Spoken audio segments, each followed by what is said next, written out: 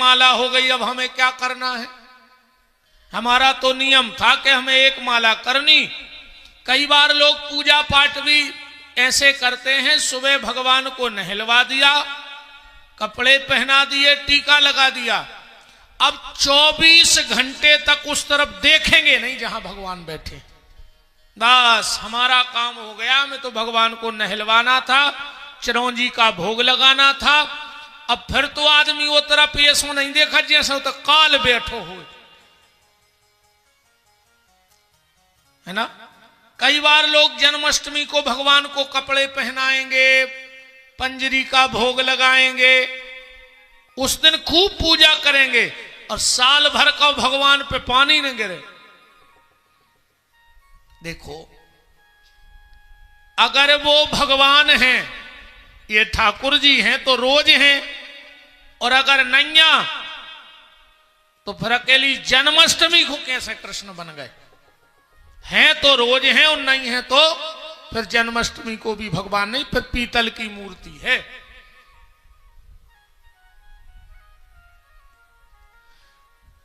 अपने जप से और पूजा से कभी संतुष्ट मत रहो। और तीसरा है दान, दान से भी संतुष्ट मत रहो। ये मत सोचो कि हमने इतना कर लिया तो बहुत हो गया। अध्ययन से, जप से और दान से कभी व्यक्ति को संतुष्ट नहीं होना चाहिए। ये जितना अधिक से अधिक कर पाओ उतना करो, और नहीं करोगे तो दिक्कत हो जाएगी। फिर क्या दिक्कत होगी? देखो, ध्यान से बात को समझना। अगर भोजन ना पचा, भोजन ना पचने पर शरीर में रोग बढ़ता है। बढ़ता है कि नहीं बढ़ता?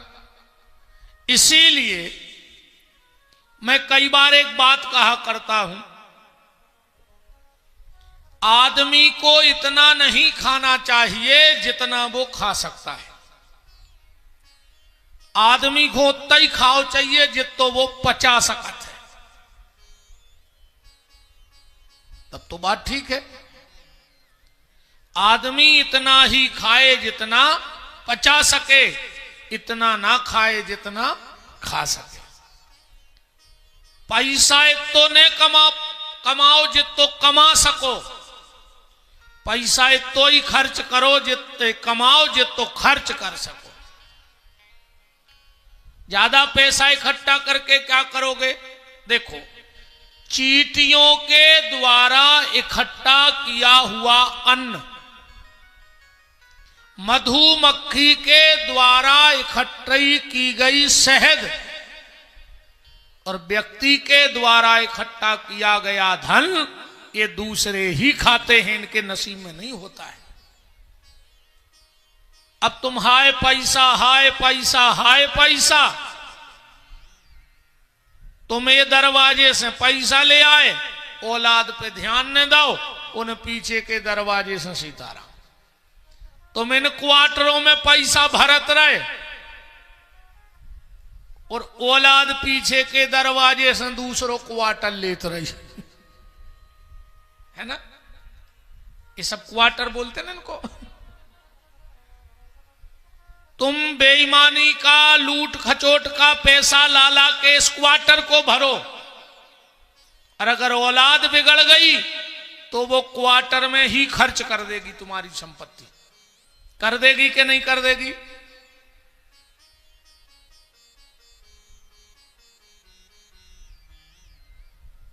तो पैसा इतना मत कमाओ जितना कमा सकते हो। पैसा वैसे पुलिस वालों की बुराई न करो चाहिए, पानी में रह के मगरमच्छ से बैर। अच्छा, एक बात है, मगर पत्नी और पुलिस बिल्कुल एक से होते हैं। पत्नी और पुलिस बिल्कुल एक से होते हैं। कह दें कि ना कहें? आखिरी दिन कहेंगे जब भगने लगेंगे, काय दिक्कत में पड़ो। हाँ, जाने लगेंगे तब कहेंगे, अभी कोई भैया कोई ठिकाना नहीं है। आप नहीं डरा सकत बहन जी, आप गृह मंत्री हो पुलिस की, हम और तो डराने पर घर वाली किसी को नहीं डरती, चाहे कलेक्टर की हो, वह कलेक्टर को नहीं डराते, है ना। बोलो अच्छा, इन लोगों का पावर पूरे जबलपुर में चलता होगा, पर जैसे ही घर आते होंगे तो आपन तेज समारो आप है, तीनों लोग हाँकते कांपे। हालांकि मुझे पुलिस वालों से इसलिए डर नहीं है यहाँ, क्योंकि पुलिस वालों की जो पत्नियां हैं वो मेरी सब बहनें हैं, तो ये बहनें जब अपने पावर में आएंगी तो पुलिस वाले क्या करेंगे हमारा, बताओ। हमारी बहनें हमारा साथ देंगी, है, ये सब हमारी बहनें ही तो बैठी हैं।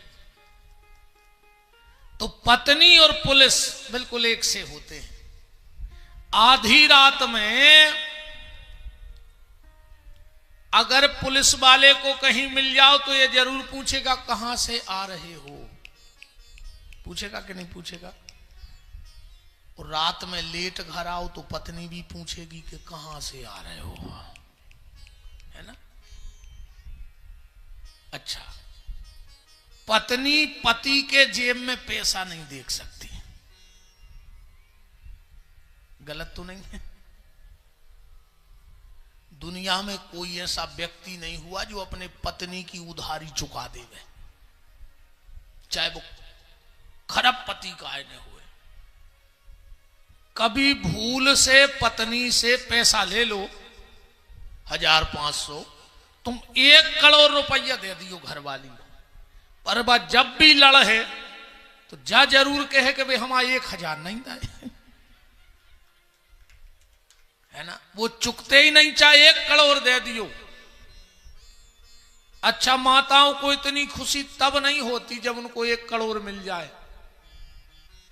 सबसे बड़ी खुशी कब होती है, जब पति देव के कपड़े धोएं और अगर जेब में 10 को मिल जाए, ऐसो लगत है जैसे पूरे जबलपुर की प्रॉपर्टी अपनी हो गई हुए, है ना।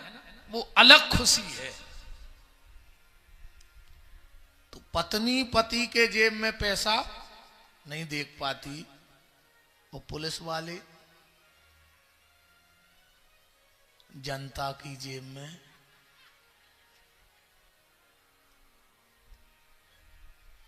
अब एक बात और सुन लो, अगर पत्नी अपने पे आ जाए तो घर को स्वर्ग बना देगी। अगर पत्नी अपने पे आ जाए तो घर को स्वर्ग बना देगी, और पुलिस अगर अपने पे आ जाए तो मेरे भारत देश को बैकुंठ बना देगी। ये पुलिस का पावर है। अगर पुलिस चाहे तो इस देश को बैकुंठ बना सकती है। तो पैसा इतना मत कमाओ जितना कमा सकते हो, पैसा उतना ही कमाओ जितना खर्च कर सकते हो। संबंध इतने मत बनाओ जितने बना सकते हो। संबंध उतना ही बनाइयो जितने निभा सकत हो, है ना। संबंध इतने बनाओ जितने निभा सको, इतने मत बनाओ जितने बना सकते हो। तो भोजन ना पचने पर रोग बढ़ता है, पैसा ना पचने पर दिखावा बढ़ता है।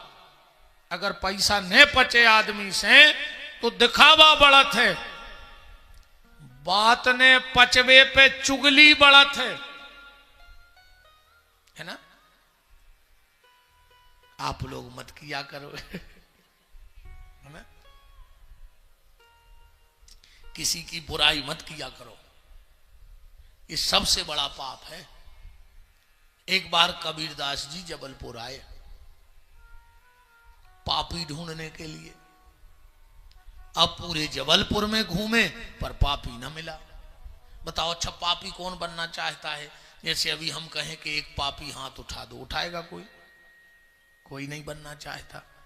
और अगर हम कह दें कि पुण्यात्मा हाथ उठा दो तो पुलिस लाइन से 4 रेलगाड़ी भर जाए, इतने पुण्यात्मा है। कहा सब पुण्यात्मा को परमटलें घूम रहे। कबीरदास जी पूरे जबलपुर में घूमे पर एक पापी न मिला, तो उन्होंने लिखा कि कबीरा पापी ना मिला। कबीरदास जी बोले मुझे पूरी दुनिया में एक पापी नहीं मिला। बोले फिर कौन मिले? बोले निंदक मिले हजार। निंदा करने वाले हर घर में हर मोहल्ले में मिले। तो बोले अब तुम्हारा मत क्या है? कबीरदास जी बोले अब मेरा मत ये है कि एक निंदक के सर पे हजार पापियों को भार। एक निंदा करने वाला और 1000 पापी बिल्कुल बराबरी में तराजू पे आ जाते हैं। इसलिए कोशिश करो कि हमारे द्वारा किसी की निंदा ना हो। बहन जी हरो सुन लियो मन तुम ध्यान से, ठीक न 4-6 कॉलोनी की इकट्ठी हो गई, बैठ गई, फिर देखो तुम मजा।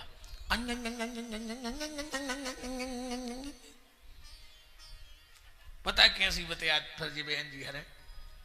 अब कही दीदी हमसे कहलवाओ मत, हम तो चुपचाप हैं, हम जिस दिन बोलेंगे पूरा कंपार्टमेंट तमाशा देखेगा, हम तो कुछ कहते नहीं, हमें उनका ये सब पता है, नमक भी पता है, वो तो बनी फिर रही हैं। अच्छा 2-3 घंटे अच्छी बुराई करेंगे, और जब घर जाएंगी तो क्या कह के जाएंगे? अब दीदी अपन को क्या लेना, भगवान तो सब देख रहा है। तो तुम फिर काय को लगी 2 घंटा से, जब भगवान सब देख रहा हो तो? यही कह के बैठक समाप्त होती है ना कि चले दीदी हम तो भगवान देख रहा हूं। अब बुराई तुम कर रही 2 घंटा से। निंदा सबसे बड़ा पाप है। हम किसी की निंदा ना करें और ना हम किसी की निंदा सुने, क्योंकि जब हम किसी की निंदा करते हैं तो उसके पाप के हिस्सेदार बन जाते हैं। जितनी देर हम किसी की निंदा कर रहे हैं उतनी देर उतने पाप के हिस्सेदार हम हैं। तो क्यों हम पाप से अपनी झोली भरें?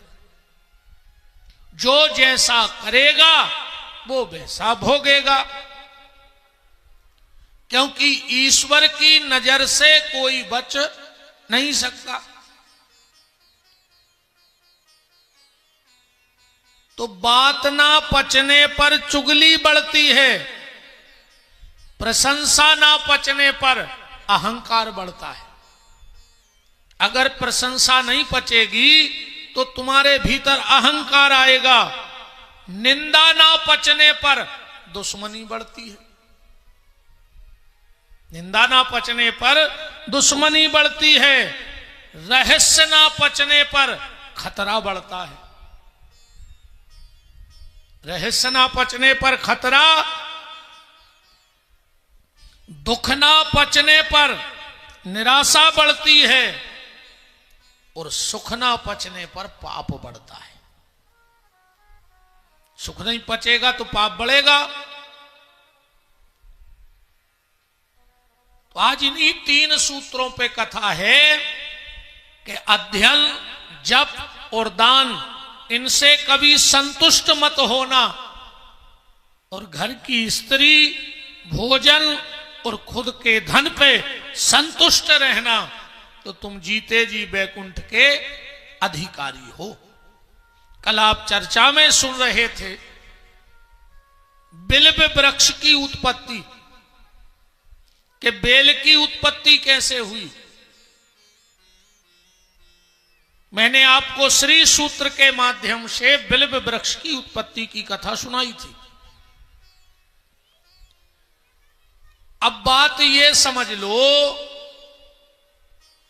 भगवान शंकर को कभी भी मंदिर में जाके सीधा बेलपत्र उनकी पिंडी पे नहीं रखना चाहिए, क्योंकि भगवान शंकर की पिंडी में चंड का वास होता है। यही इसी ग्रंथ में लिखा है,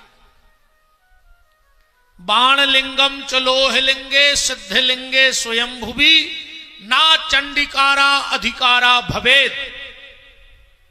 आज के बाद आप जब भी भगवान शंकर के मंदिर में जाएं, कम से कम 5 बेलपत्र लेकर जरूर जाएं, कम से कम। और आप बेलपत्र चढ़ा के देखना, अब जो मैं विधि आपको बता रहा हूं,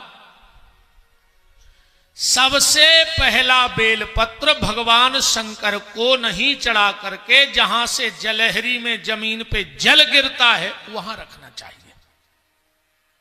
ध्यान से बात को समझते जाना और करके देखना। सबसे पहला बेलपत्र जहां से जमीन में जल गिरता है वहां रखना। दूसरा बेलपत्र जहां पर जलहरी और पिंडी इकट्ठे होते हैं वहां रखना। तीसरा बेलपत्र भगवान शंकर की पिंडी पे चढ़ाना। चौथा बेलपत्र त्रिशूल पे चढ़ाना। और 5वां बेलपत्र नंदी पे जरूर चढ़ाना। अच्छा, आप लोगों ने देखा होगा, कोई भी मंदिर जाओ, ज्यादातर 99% भगवान शंकर बैठे रहते हैं भीतर और नादिया बैठा रहता है बाहर। ऐसे ही होता ना। बहुत कम ऐसे मंदिर होंगे जहां शिव जी और नादिया अंदर बैठे हो। ऐसा क्यों? अच्छा, आजकल एक और चला है, जो देखो वही नादिया के कान के मुंह लगाए। तुम्हें पता है कि क्या कहने उसे?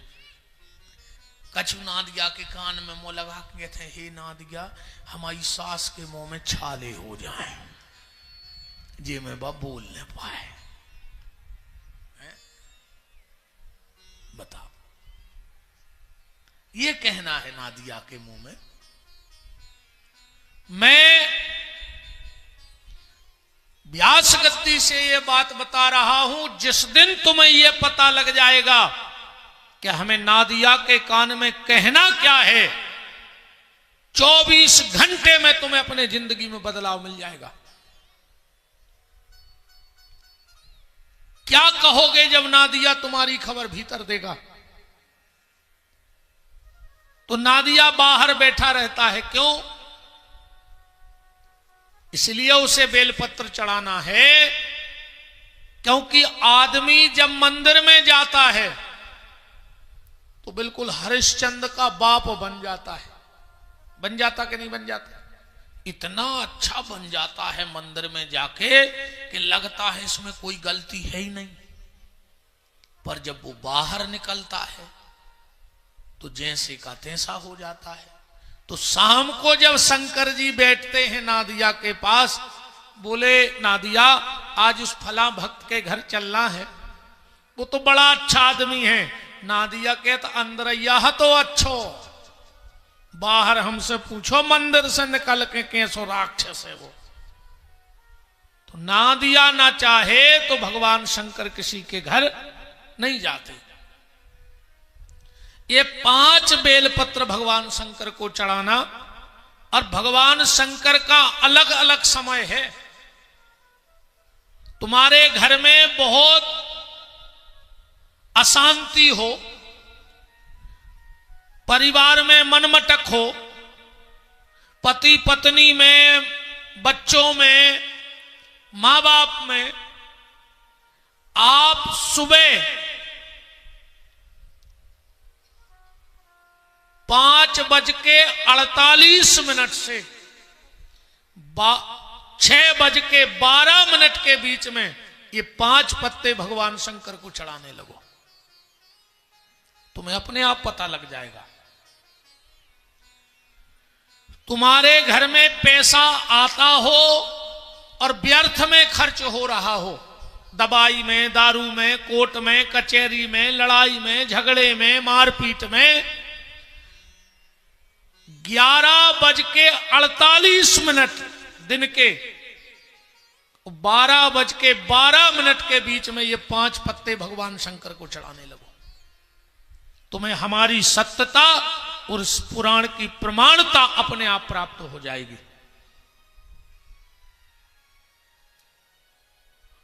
तुम्हारे घर में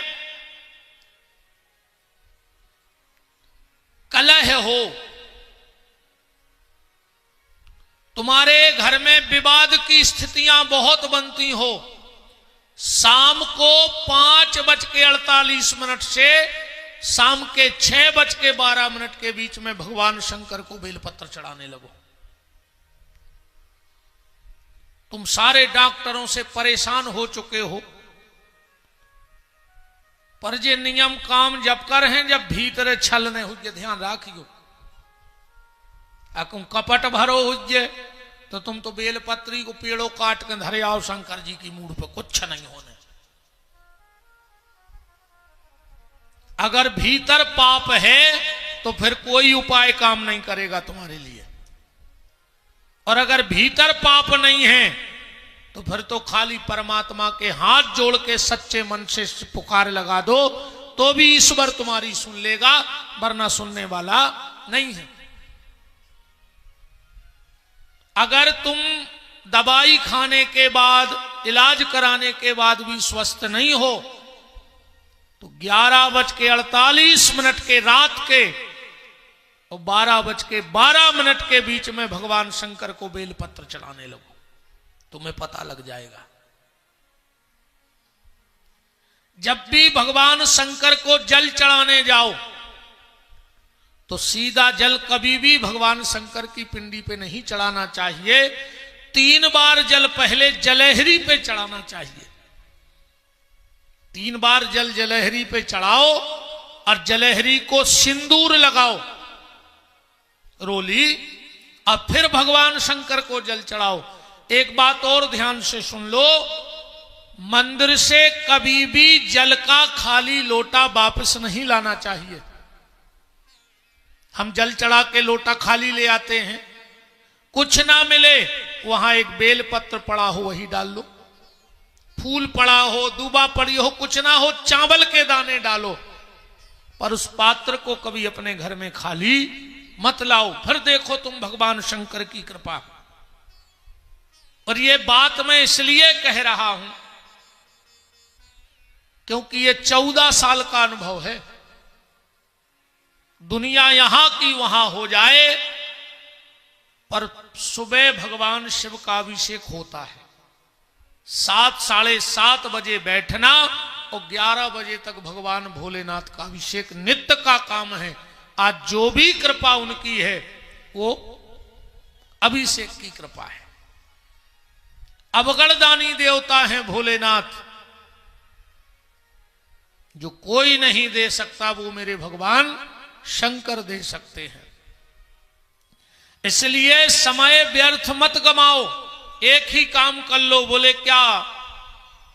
तेरा पल पल बीता जाए, मुख से जप ले नमः शिवाय। तेरा पल पल बीता जाए, मुख से जप ले नमः शिवाय। तेरा पल पल बीता जाए, मुख से जप ले नमः शिवाय। तेरा पल पल बीता जाए, मुख से जप ले नमः शिवाय। ओम नमः शिवाय, ओम नमः शिवाय, ओम नमः शिवाय,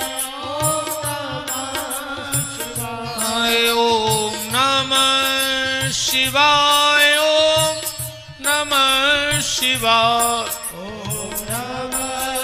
शिवाय, ओम नमः शिवाय। हरि बोल।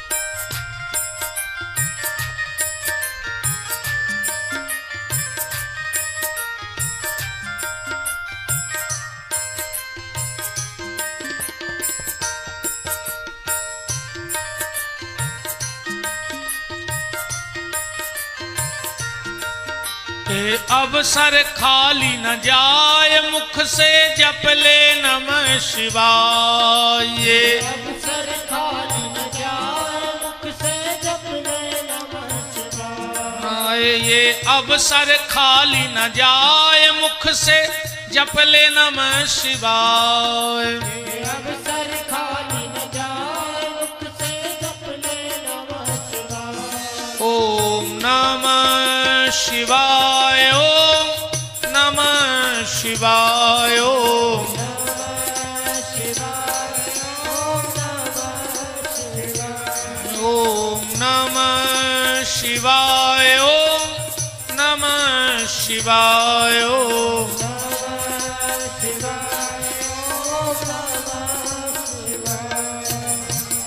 काशी विश्वनाथ की, महामृत्युंजय देव की। तो भगवान शंकर को बेलपत्र और जल चढ़ाने में सावधानी बरतें। पुराण में आया है, कृते रत्नमयम लिंगम त्रेतायाम हेम संभवम द्वापरे पादरम श्रेष्ठम पार्थवेतु कलयुगे। सतयुग में ऐसा पुराण में लिखा है कि सतयुग में स्वर्ण के शिवलिंग के पूजा का बड़ा महत्व था। सबसे ज्यादा फल सतयुग में सोने की पिंडी बनवाकर जो पूजन करता था उसको बहुत सबसे ज्यादा फल मिलता था। फिर द्वापर में पारे के शिवलिंग का बड़ा महत्व था। और त्रेता में यहां बिल्कुल स्पष्ट आया है, सतयुग में रत्न के लिंग, त्रेता में स्वर्ण, द्वापर में पारे और कलयुग में मिट्टी के शिवजी के पूजन का बड़ा फल है। पर एक बात और सुन लो, जितनी भी मेरी बहनें, कई बहनें रोज घर में पिंडी बनाती हैं शिवजी की। अगर घर में शिवजी की मिट्टी की शिव पिंडी बनाती हो तो एक गलती मत किया करो, वरना तुम्हें लेने के देने पड़ जाएंगे। अगर मिट्टी के शिवलिंग बनाती हो तो कीर्ति मुख जरूर बनाया करो। अगर कीर्ति मुख नहीं बनाओगी तो वो शिव की पिंडी तुम्हारे घर की सुख शांति को खा जाएंगी बैठी बैठी। ये कीर्ति मुख कौन है? एक बार क्या हुआ, ध्यान से सुनना। एक बार नारद जी पहुंच गए जलंधर के घर में। जलंधर राक्षस जो भगवान शंकर के क्रोध से प्रकट हुआ था, महाबली था। नारद जी ने कहा, जालंधर, मैंने त्रिलोक घूमा, सब जगह गया, पर मैंने जितना तेरा मकान सुंदर देखा उतना आज तक तो मैंने विष्णु का भी मकान नहीं देखा, बैकुंठ। जलंधर तो खुश हो गया, बोले चलो तो हम तुम्हें अपना शस्त्रागार बताएं। वहां गए, नारद जी बोले इतने हथियार तो रावण के यहां भी नहीं थे। बोले चलो तो तुम्हें अपना धनागार बताएं, पैसा कहां रखा है। नारद जी ने देखा, बोले जलंधर इतना पैसा तो कुबेर के पास भी नहीं है। ये तो फूल गया, बिल्कुल खुश हो गया, क्योंकि दुष्ट आदमी को तारीफ बड़ी प्यारी लगती है। हां, जो दुष्ट वृत्ति के लोग होते ना, उनकी प्रशंसा करते रहो। जलंधर ने कहा चलो और देख लो। तो फिर इतने में इसकी पत्नी दिखी, वृंदा। नारद जी बोले जालंधर, हर चीज में तू आगे है, बस एक चीज में फेल हो गया। बोले कहां?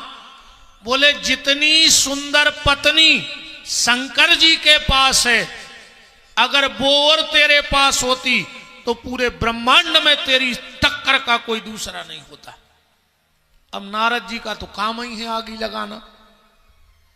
जलंधर ने कहा इसमें क्या बड़ी बात, अगर मैं पत्नी के मामले में पीछे हूं तो आज ही शंकर की पत्नी मंगाए लेता हूं, वो मेरे घर में रहेगी। और इसने राहु को भेजा कैलाश पार्वती मांगने के लिए। उस समय भगवान शंकर समाधि में बैठे थे। इस राहु ने जाकर के इतने अपशब्द कहे पार्वती के लिए कि बीच में से कैलाश फट गया। और जैसे ही कैलाश फटा, एक भयंकर गण भगवान शंकर का प्रकट हुआ और इस राहु को खाने दौड़ा। जब कैलाश फटा, भगवान शंकर की समाधि भी खुल गई। भगवान शिव ने कहा, रुक जाओ, ये क्या तमाशा है, क्यों खा रहे हो इस राहु को? उस गण ने हाथ जोड़ के कहा, हे बाबा महाकाल, इसने मेरी मां के प्रति इतने अपशब्द कहे हैं कि मुझे क्रोध आ गया। भगवान शंकर ने कहा, क्यों राहु, तुमने ऐसा कुछ कहा? बोले कहा। क्यों? बोले जलंधर ने कहलवाया। तो भगवान शंकर बोले उस गण से कि एक बात बताओ, इसमें इसकी क्या गलती है? इसके मालिक ने जो संदेशा भेजा वो मैंने तुम्हें सुना दिया।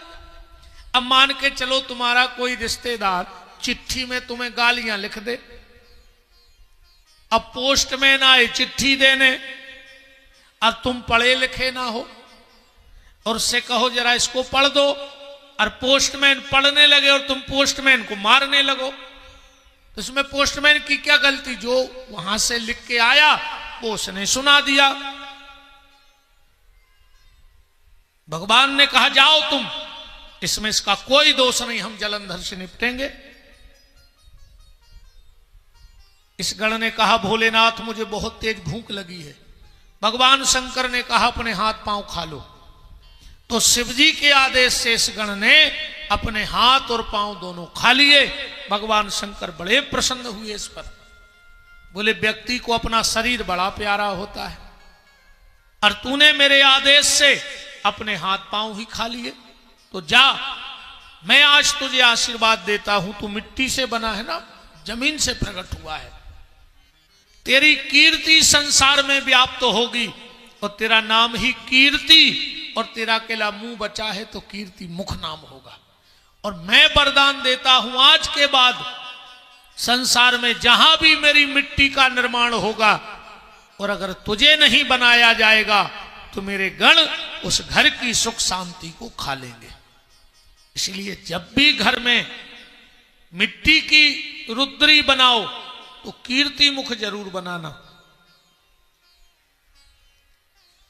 एक छोटा सा मिट्टी का गोला लेना और उस पर एक छोटा सा गोला बना के और रख देना, और फिर उनके साथ पूजा करना। फिर देखना आप भगवान शिव के पार्थिवेश्वर की पूजा का आनंद। क्योंकि भगवान शंकर की पूजा का भी नियम है, एक ध्यान से बात सुन लो, कभी भी घर में शंकर जी मत बनवाया करो। पहले किसी अच्छे विद्वान आचार्य से मुहूर्त पूछा करो। अगर शिववास नहीं होगा तो तुम्हें लेने के देने पड़ जाएंगे। भगवान शंकर की पूजा में शिववास का होना बहुत जरूरी है।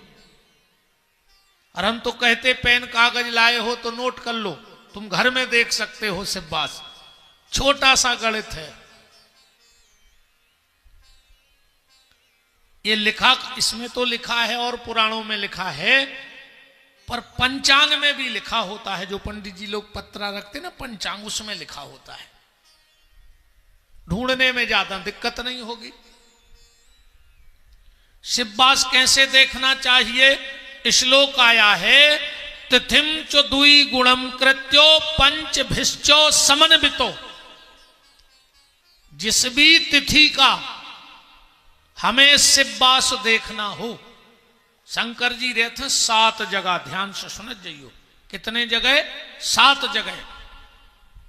तो जिस भी तिथि का हमें शिववास देखना हो उस तिथि को दूना करो और उसमें मिला दो 5 और 7 का दे दो भाग। अब जो उसमें शेष आ जाए उससे शिववास निकलता है। एकेनुवासे कैलासे, द्वितीय गौरी सन्निधौ, तृतीय वृषभारूढ़ा, चतुर्थे सभा मध्यमाम, पंचमे भोजने चैवो। अगर एक शेष आवे, भगवान शंकर कहां है? एकेनुवासे कैलासे, कैलाश पे बैठे बिल्कुल तैयार, तुम बुलाओ भी आ जाए। अगर दो शेष आवे तो द्वितीय गौरी सन्निधौ, फिर माता पार्वती के साथ तुम्हारे घर आएंगे। तीन आवे शेष तो तृतीय सभा मध्यमाम, फिर पूरे परिवार के संगे तुम्हारी पूजा में रहेंगे। चार आवे एकेनुवासे कैलासे, द्वितीय गौरी सन्निधौ, तृतीय वृषभारूढ़ा, चतुर्थे मध्यमा